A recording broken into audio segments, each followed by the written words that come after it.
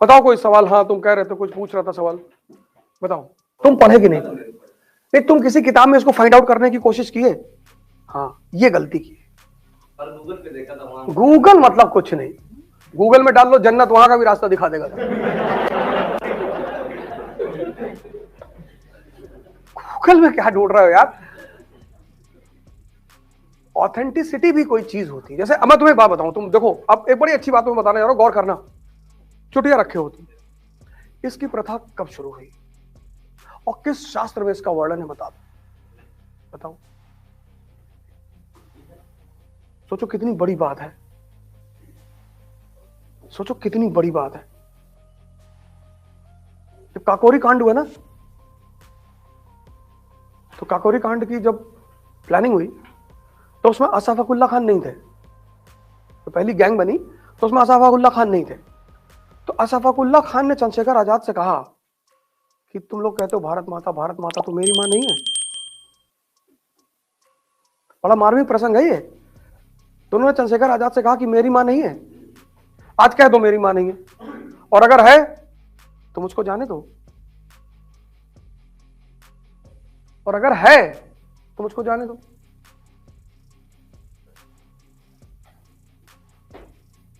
गए ना, फांसी हुई ना। सुकरात के चेहरे पर उसकी वाइफ ने खौलता हुआ पानी डाल दिया, गया, मुंह धुला, दवाई लगाया, आया बाहर, मुस्कुरा रहा था। तो उसके शिष्यों ने कहा कि गुरुजी मुस्कुरा रहे हैं? कहा दूसरा वाला साइड बच गया। इसको बोलते हैं नजरिया, कि तुम देखते किधर हो। यही तो पिछले पिछले 30 साल में इस देश में क्या हुआ, कुछ चीजें दिखाई गई हैं जबरदस्ती समाज को। ये मुसलमान, ये दलित, ये ब्राह्मण, यही तो मैं कह रहा हूं, है नहीं, दिखाई गई है, दिखाई है नहीं, दिखाई गई है, और इतनी गहराई में दिखाई गई है कि अब व्यक्ति को लगता है कि यही सही है।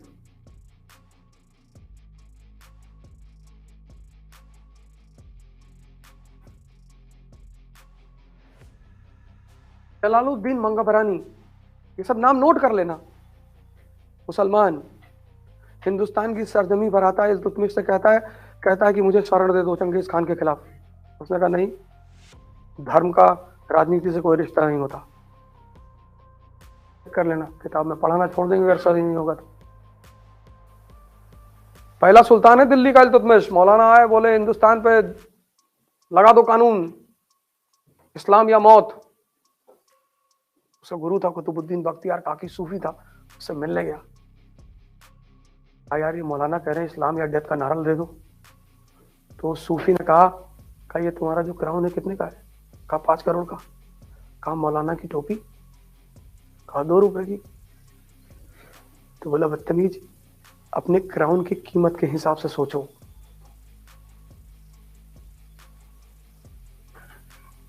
वो अलाउद्दीन खिलजी कहता है कि कयामत के दिन मेरे साथ क्या होगा मुझे नहीं पता, मैं वो करता हूं जो मेरी प्रजा के लिए अच्छा है।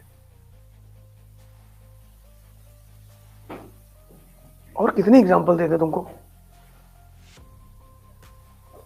अब्दुल नबी मौलाना थे, यहीं देवबंद के, अकबर ने पानी में डुबा के मार डाला था। ये सब नाम लिख लो, कर लेना। एक बहुत बड़े मौलाना थे शेख अहमद सरहिंदी, उनको जहांगीर 12 साल जेल में रखा था। 12 साल, पता क्यों? एक बार आए जहांगीर से कहे कि पर जिब्राइल मेरे सपने में आए थे। इस्लाम में जैसे हिंदुइज्म में गणेश जी हैं, ऐसे इस्लाम में जिब्राइल है। तो बोले जिब्राइल मेरे सपने में आए और बोले कि हिंदुस्तान में तुम इस्लाम, दारुल इस्लाम बनाओ, इस्लाम हिंदुस्तान को, सबको मुसलमान बना दो। तो जहांगीर समझदार आदमी था ही, उसने कहा कि वाह बताओ मौलाना कि इस देश का शहंशाह कौन? बोले सरकार आप। तो बोले अगर जिब्राइल को कुछ कहना है तो हमसे आगे कहें, तुमसे कहने की क्या जरूरत है? चलो चलो मान लिया, तुमसे कह दिया, 1 महीने का टाइम दे रहा हूं, जिब्राइल को बोलो ये बात मेरे सपने में आके कहे। सपना तो सपना। 1 महीना बीत गया, जहांगीर के सपने में कोई आया नहीं। 12 साल शेख अहमद सरिंदी को जेल में रखा। 12 साल।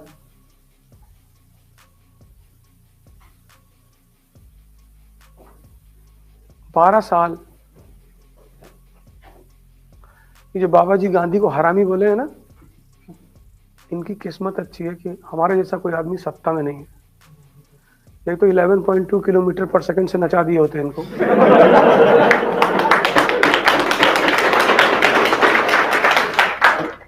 इनकी किस्मत बहुत अच्छी है, बहुत। जब इस वीडियो की क्लिपिंग सुनेंगे ना तो उनको पता ही नहीं होगा 11.2 किलोमीटर पर सेकंड।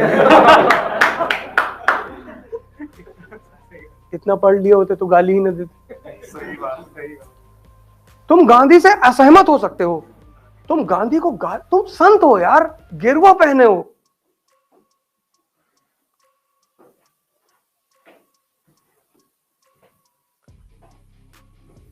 आज हिंदुस्तान का दिमाग किसने खराब कर रखा है? टीवी चैनलों ने। और उसमें 4 आदमी सबसे खतरनाक है। एक गौरव भाटिया, एक एजाज खान, एक मौलाना राशिद और एक संबित पात्रा। इन चारों आदमी के ऊपर पॉस्को लगा देना चाहिए, टाटा वाटा लगा दे। कुछ इकोनॉमी की बात करो यार, डिस्कशन करना है ना। डिबेट का मतलब क्या कि जब जनता टीवी पे बैठ के सुने तो देखे कि एग्रीकल्चर में क्या हो रहा है, इंडस्ट्री में क्या हो रहा है, एम्प्लॉयमेंट में क्या हो रहा है, शिक्षा में क्या हो रहा है। क्या है डेली वही बात। किसी मौलाना को, अब मौलाना तो मौलाना, इतना पढ़ लेता तो मौलाना काहे होता। अब कोई मौलाना बोल देगा इंशाअल्लाह किसी दिन हिंदुस्तान को दारुल इस्लाम बना। अब वो क्लिपिंग दिखाए जा रहे हैं। अरे कलाम ने तो नहीं कहा ना, एपीजे कलाम चंदन लगा के घूमते थे पूरे भारत में, गीता रखते थे अपने पास परमानेंट। जब देखना ही है तो महान आदमी को देखो।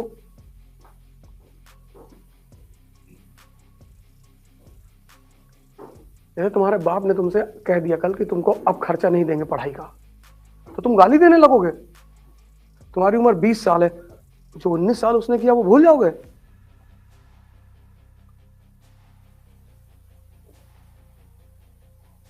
तो तुम्हें उसका एहसान मानना है उस पिछले 19 साल का, क्योंकि अब तो तुम कमा सकते हो। अगर यही डिसीजन वो तुम्हारे 1 साल पे लेता तो कहीं कूड़ा बेन रहे होते सड़क पर। इसको बोलते हैं नजरिया। यही तो नजरिया है। तो तुम सुनकर बेटा कोई काम मत करो, तुम स्टैंडर्ड किताबें उठाओ, पढ़ो उन्हें, खोजो। यही तुम्हारे यहाँ पे कानपुर रेलवे स्टेशन पर एक बहुत अच्छा किताब का वो है, शोरूम है, क्या नाम है उसका,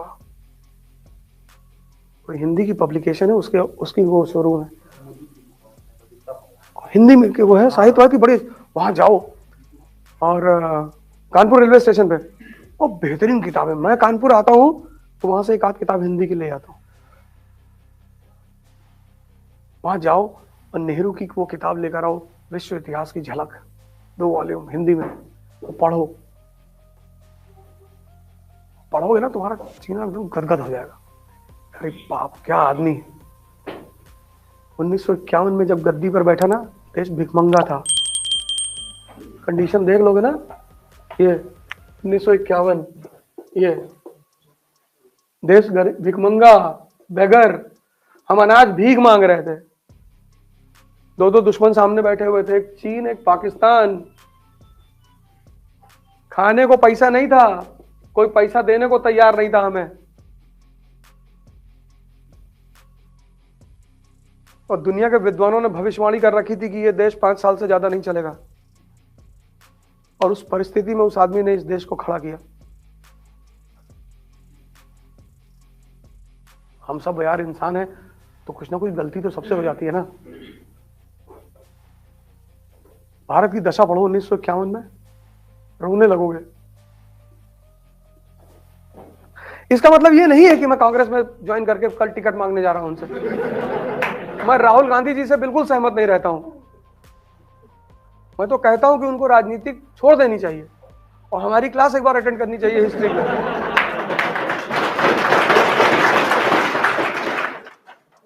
लेकिन अब राहुल गांधी जी अपने नाना के बल पर राज करना चाहें कि हमारे परनाना अच्छे थे, तो तुम तो अच्छे नहीं हो ना, देश तो तुम्हें चलाना है। तो देश हमेशा एक काबिल आदमी के हाथ में होना चाहिए। इस देश में काबिल लोगों की कमी है यार। तो देखो कन्हैया कुमार है, पढ़ा लिखा लड़का है, उसको कोई जवाब नहीं दे पाता जब वो बोलता है। तो तुम कभी उसको सुनो, पकड़ लेगा जाके, कहता है गोड से मुर्दाबाद बोलू। ये सब भागने लगते हैं। बीजेपी में एक से एक नेता है, अच्छे अच्छे नेता है। किसी पार्टी में नेताओं की कमी नहीं है, सारे पार्टी में अच्छे नेता है, पर वो अच्छे आदमी आगे तो आए, लीड तो करें। हमें क्या मतलब, क्यों निरपोए, हमें कहानी, हमें तो देश के विकास से मतलब है ना। जनता को किसी की जात से मतलब नहीं है, किसी के धर्म से मतलब नहीं है। जनता को मतलब है रोटी से, जनता को मतलब है नौकरी से, जनता को मतलब है व्यवस्था से। तीसरी चीज, पहली चीज बेसिक, दूसरी चीज कनेक्टिविटी, तीसरी चीज जो, ये सारी बातें क्लियर हो गई ना, कैसे जोड़ना है, कैसे पढ़ना है, कैसे समझना है। रटो मत यार, तुम रटते रह जाओगे। और learning is a slow process, ये बात याद रखना।